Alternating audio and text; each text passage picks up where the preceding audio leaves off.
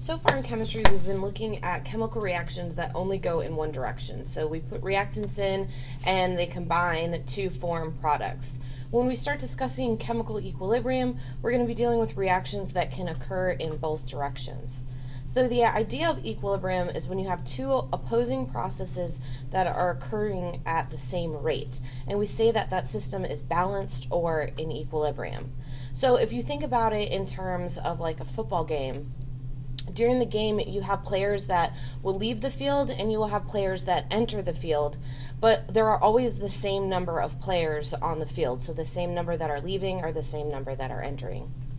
So the idea is the same for something that is in a state of chemical equilibrium.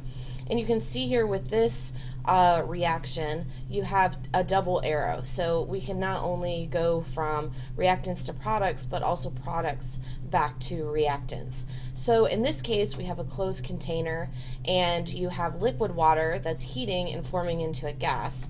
And as the gas molecules increase, they then are condensing and forming back into a liquid. So it's in a state of equilibrium, going from both liquid particles to gas particles, or back from gas particles to liquid particles. So equilibrium is when we're dealing with a reversible reaction. So the reaction can occur both ways. So here's another example of an equilibrium equation.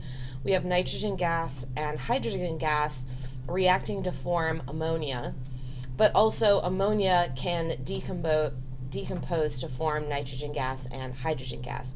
So the reaction can go from reactant to product or product to reactant. So chemical equilibrium is a state in which both the forward and the reverse reactions are balancing each other because they're taking place at equal rates. So the rate of formation of product is equal to the rate of formation of reactant. And this is called a dynamic state. Dynamic means something's actually happening. A static state means no reaction would be happening. But a dynamic state is when reactions are happening, but we are still in equilibrium because there is no net change.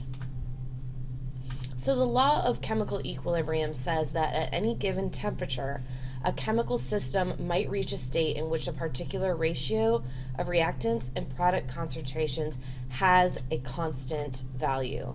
So a system at equilibrium must take place in a closed system. You must have a temperature that remains constant in order to achieve equilibrium, and all the reactants and products are present so that both forward and backward reactions will occur. Now in the next video, we'll look at some examples and look at what happens if we are to upset the equilibrium that has been achieved.